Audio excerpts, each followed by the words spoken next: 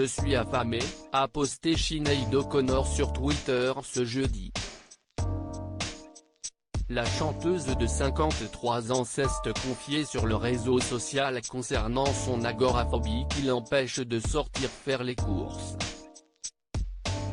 Je vis secrètement avec un cas de paralysie physique lié à un traumatisme, une faible estime de soi aiguë depuis des semaines, des mois, des années et je ne mange plus ces derniers temps parce que cela me rend si agoraphobe que je ne peux plus aller faire les courses.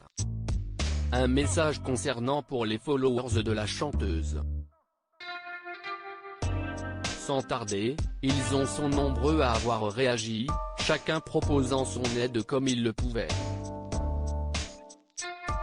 Que puis-je faire pour vous? Vous livrez de la soupe de poulet? Je peux vous appeler un service de livraison, si j'habitais à côté je ferais vos courses volontiers, pouvait-on lire parmi les commentaires. Quelqu'un peut-il me dire si, en Irlande, il existe des services de livraison de repas pour les personnes souffrant de troubles mentaux et dont la capacité à prendre soin d'elles-mêmes a été diminuée? Je pourrais manger le poutre d'agneau de Dieu, c'est alors en qui la chanteuse qui vit dans une partie très reculée de sa terre natale, l'Irlande, en précisant que sa situation géographique ne permettait pas les livraisons classiques des supermarchés ou des plats à emporter. Fort heureusement, quelques heures plus tard, Sinéad O'Connor semblait avoir trouvé une solution à son problème puisqu'elle tweetait « Tout va bien maintenant. J'ai trouvé un service de livraison de repas. Je suis rassasiée et heureuse. »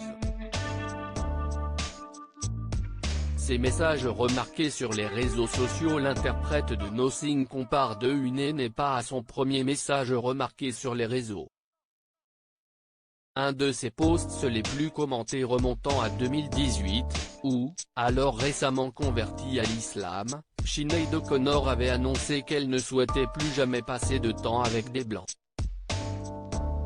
Celle qui avait changé de nom pour se faire appeler Magda David en 2017 puis Chouada Sadaka l'année suivante avait en effet déclaré sur son compte « Je suis terriblement désolée.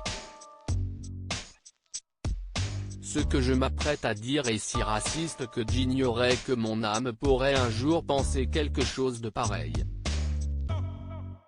Mais je ne veux plus jamais passer du temps avec les blancs, Sisi Esti ainsi que l'on appelle les non-musulmans.